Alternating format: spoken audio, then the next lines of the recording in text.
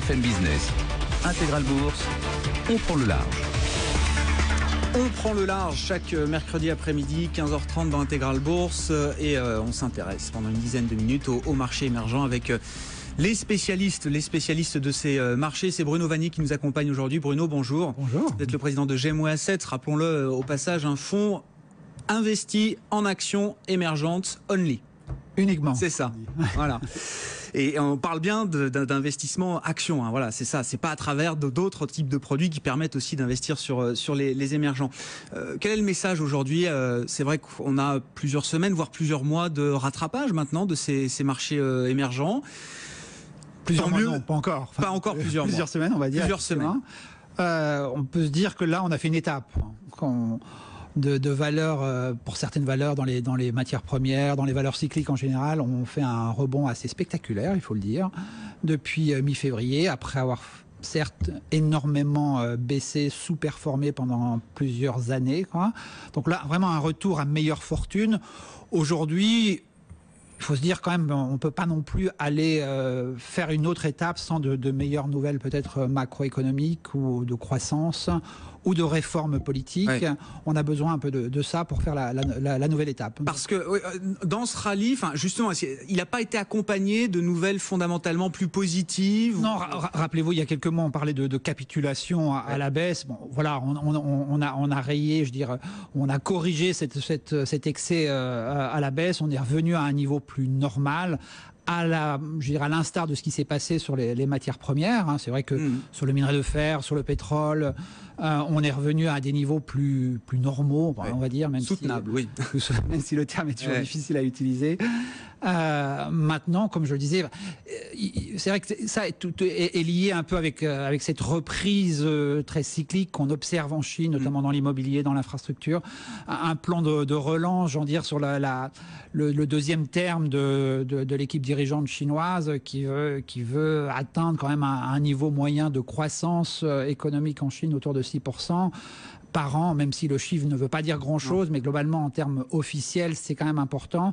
Donc voilà, les Chinois font un peu de relance, ça donne un peu d'oxygène à ces producteurs de matières premières, ces valeurs cycliques de manière générale, et c'est pas simplement en Chine, bien sûr, c'est aussi en Australie, en Indonésie, au Brésil.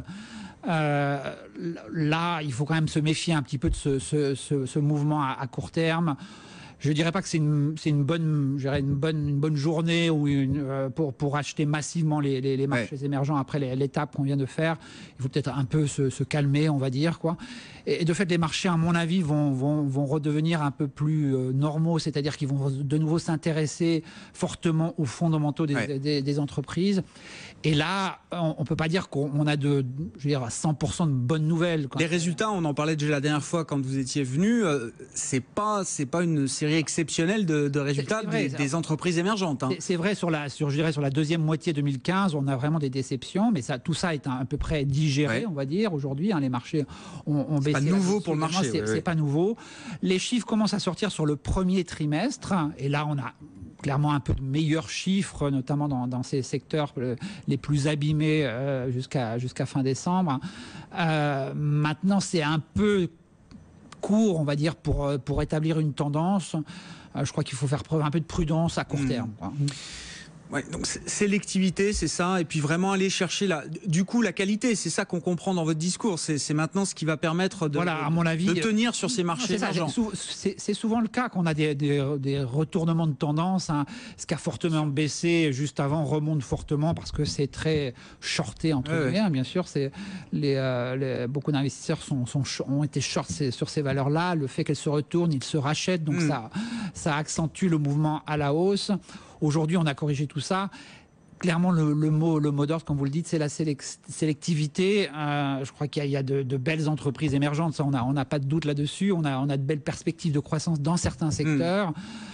Et là, au vu des chiffres du premier trimestre et du second trimestre, on verra se redétacher ces tendances-là. Je crois que c'est là-dessus qu'il faut se concentrer, quoi. Juste un mot de la Chine, la relance cyclique en Chine. Alors évidemment, à court terme, ça soulage un peu tout le monde. Enfin, ça pose aussi un certain nombre de problèmes à moyen terme, parce que que je veux dire, on relance à coup de crédit, quoi. Voilà, enfin, c'est ça. Donc, c'est la recette du passé qui nous a amené au crack chinois qu'on a connu l'été dernier. C'est un peu ça l'idée, quand même. Je crois qu'il faut effectivement faire preuve de beaucoup de prudence vis-à-vis de cette relance. Alors, c'est vrai que là, on a un petit emballement dans l'immobilier. Les prix immobiliers ont remonté un peu à la hausse. Il y a du crédit également, peut-être qu'il y en a un peu moins qu'on a eu dans le passé, mais il y en a néanmoins, il y en a quand même un petit peu. C'est pas une bonne recette pérenne à moyen long terme, mais j'ai envie de dire, les autorités chinoises, face à cette transition qu'ils veulent mettre en place, veulent y aller pas de manière agressive, pas de manière trop brutale.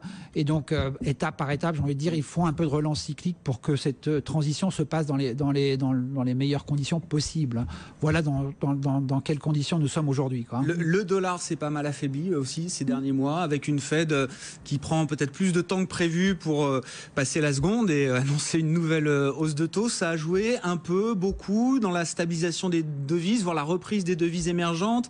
Là aussi, attention à ce que le mouvement ne soit pas contré peut-être par une Fed, je ne sais pas, qui voudrait finalement faire ce qu'elle nous dit aujourd'hui, c'est-à-dire aller jusqu'au bout de cette année avec 2 hausses de taux à l'arrivée. Enfin, voilà, le marché n'est pas forcément prêt par rapport à ça. Là. Ça pèse beaucoup, ça compte beaucoup en tout cas pour les marchés émergents. Oui, ça compte. C'est vrai que la faiblesse du dollar depuis quelques semaines, notamment face à certaines devises émergentes, c'est là aussi une petite bouffée d'oxygène. N'oublions pas néanmoins que ces devises ont beaucoup baissé contre le dollar, donc on a un retour là aussi peut-être à des conditions plus normalisées, quoi.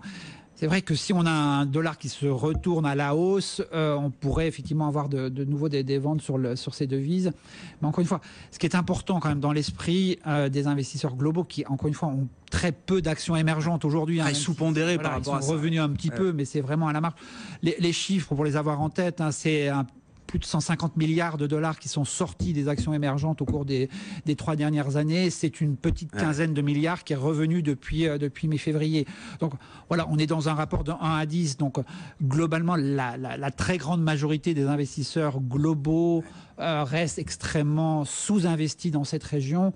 Le fait qu'ils reviennent clairement stabilise un petit peu ces marchés, quoi. Et puis on entend beaucoup les gérants locataires qui ont voulu refaire un peu ou de la thématique pétrole ou de la thématique émergente, ils reviennent souvent sur la dette émergente. C'est surtout par là qu'on revient sur les émergents quand on n'est pas investisseur actions émergentes. C'est vrai qu'on a de fait la stabilisation des devises aide bien sûr aux investissements obligataires qui effectivement ont été plus importants. Enfin, le retour a été plus important sur ces obligations que sur les actions. Donc on ne désespère pas bien sûr sur les actions émergentes. À mon avis, il faut être prudent à très court terme. Souvent, le mois de mai, c'est pas forcément un bon mois pour investir massivement dans les actions en général. Soyons un peu prudents et patients à court terme. À mon avis, on aura de belles occasions d'achat, encore une fois, sur les belles valeurs émergentes qui, après avoir eu de très belles performances jusqu'à fin de l'année, ont marqué le pas quand même depuis le début de l'année. Quelques-unes ont baissé même de 15-20% dans leur devise, un peu moins, bien sûr, en dollars ou en euros. Mais voilà, là, on commence à avoir des opportunités qui vont se profiler au cours de l'été, quoi. Bon, et une belle valeur là dont vous nous parlez, enfin j'imagine, puisque ça fait partie de vos convictions, c'est Maruti Suzuki, le constructeur automobile indien. Qu'est-ce qui vous intéresse chez Maruti Suzuki? D'une part, le marché est extrêmement intéressant à moyen long terme, parce que c'est un tout petit marché aujourd'hui, à peu près un peu plus de 2,2-2,3 millions de véhicules vendus par an. À titre de comparaison, la Chine, c'est plus de 21 millions de véhicules. Donc on est là encore une fois dans un rapport de 1 à 10. Alors bien sûr, on ne va pas dire qu'on va vendre demain 10 millions de véhicules en Inde, mais on regarde la taille des deux pays, on se dit qu'il y a de la place. À 5 millions de véhicules dans les 3-4 ans, c'est pas une hypothèse totalement stupide. Maruti Suzuki, c'est le principal vendeur de voitures de tourisme en Inde, puisqu'il détient 46% de part de marché. Donc là, on est face à un leader incontesté local qui appartient majoritairement au groupe Suzuki japonais. Alors effectivement, le taux de change yen-roupie indienne a un impact soit positif, soit négatif selon le sens. Mais au-delà de ça, franchement, on a une société qui est d'une part très bien gérée, qui vient de s'annoncer de ses résultats résultats sur le dernier trimestre plutôt en meilleur par rapport à un troisième trimestre qui était plus au quatrième trimestre de l'année dernière, qui était plus mitigé. On a une marge très importante. Enfin, ça ferait vraiment rêver nos constructeurs européens. Une marge de l'ordre de 14-15% sur le marge opérationnelle. On a un chiffre d'affaires en croissance attendu cette année de l'ordre de 20%. Non seulement Maruti Suzuki vend des voitures localement, c'est ce pourquoi bien sûr on a le titre, mais également si jamais le marché à très court terme pouvait être un peu moins porteur. Ils ont d'autres débouchés. Voilà, Maruti Suzuki fabrique pour Maruti pour ses ventes en Afrique ou dans d'autres pays émergents. Donc on a cette soupape de sécurité pour une société qui a plus d'1 milliard de dollars de cash au bilan, donc il n'est pas endetté. Voilà, alors les multiples. Ça vaut cher, oui, ça se paye cher ces valeurs, parce qu'on n'a pas, nous on regarde beaucoup sur l'Europe, sur les États-Unis, moins sur les valeurs. Voilà, alors les multiples sont un peu plus élevés que les multiples qu'on connaît sur Peugeot, sur Hyundai, ou sur les grands groupes qu'on connaît d'habitude. Mais clairement, la croissance est bien supérieure, donc c'est justifié à mon avis, quoi. Et c'est un titre là qui a subi aussi. Absolument, c'est un titre qui a très bien fonctionné au cours des années passées, et donc depuis le début de l'année, forcément, les investisseurs l'ont délaissé. Ouais, c'est ça, c'est pas ce qui a participé au rallye. Alors l'Inde en général a moins participé au rallye, mais particulièrement ce titre. On est en baisse quasiment de 18-20% depuis le début de l'année. Franchement, c'est un titre qu'il faut commencer à racheter, absolument. Merci beaucoup Bruno, merci d'avoir été avec nous. Bruno Vanier, président de GEMO Asset, spécialiste de l'investissement en actions émergentes.